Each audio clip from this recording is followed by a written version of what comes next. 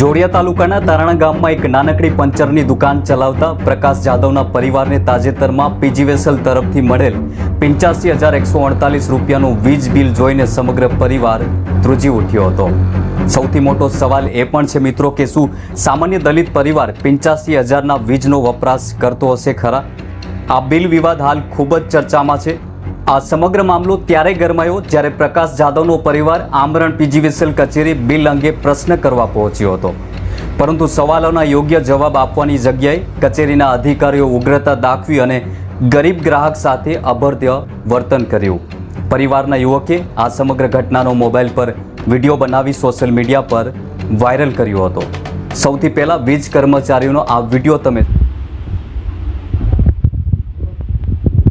ભાઈને 85,000 બિલ આવ્યું છે અને આમાં ભાઈને 6,000 બિલ આવ્યું છે। તો પણ 85,000 છે ને આધારે 85,000 બિલ આવ્યું એમ। હા તો પણ બતાવો ને અમને, ભલે વાંધો નહીં હોય બતાવી।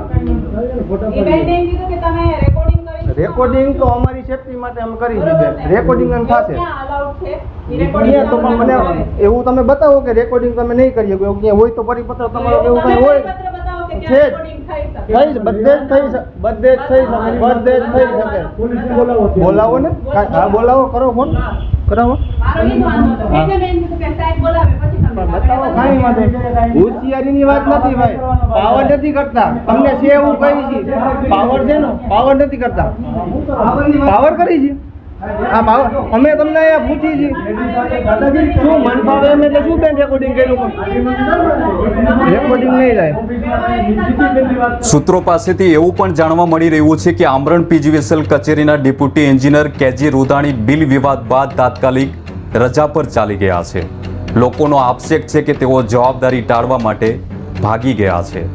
આ ઘટનાથી સાબિત થાય છે કે ગરીબ ગ્રાહકોના પ્રશ્નો માટે તંત્ર પાસે સમય નથી, પરંતુ લોકો હવે ચૂપ રહેવાના નથી।